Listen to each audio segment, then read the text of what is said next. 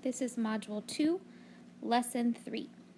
Today's objective was to count by 5s and 1s on the number line as a strategy to tell time on the nearest minute on the clock. Number 1. Plot points on the number line for each time shown on the clock below.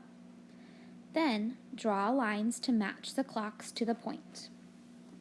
When I look at the number line, I see that they have marked it as 4 o'clock p.m. to 5 o'clock p.m. They have also skip counted underneath by 10s.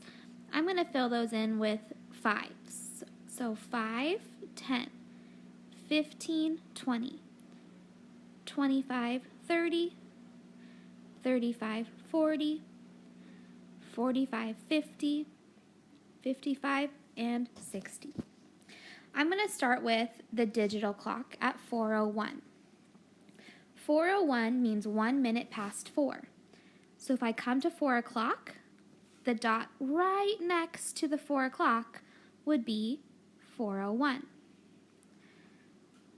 After I plot that, I'll draw a line to that time. Let's come back and look at this first clock. So on the first clock, I have the hour hand between the 4 and 5 and the minute hand there. Now the minute hand isn't quite to the 7.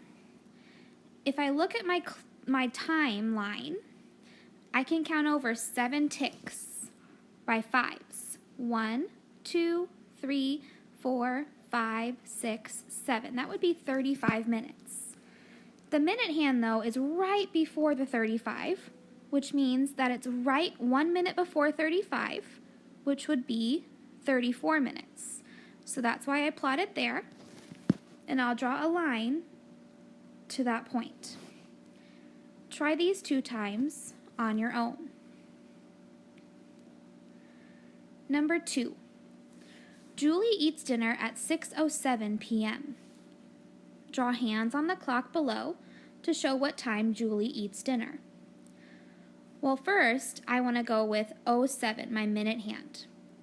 The 1 is representing 5 minutes. The 2 is representing 10 minutes. 7 comes between those 2 numbers. So I have 5, 6, 7. The 7 is about the second tick mark over. So I'm going to draw my minute hand towards that second tick mark. Now for my hour hand, the hour is 6 o'clock. Not much of the hour of 6 o'clock has passed yet, so the hour hand is going to be very close to the 6. That time shows 6:07 p.m. Try number 3, plotting 1:32 p.m. on the clock.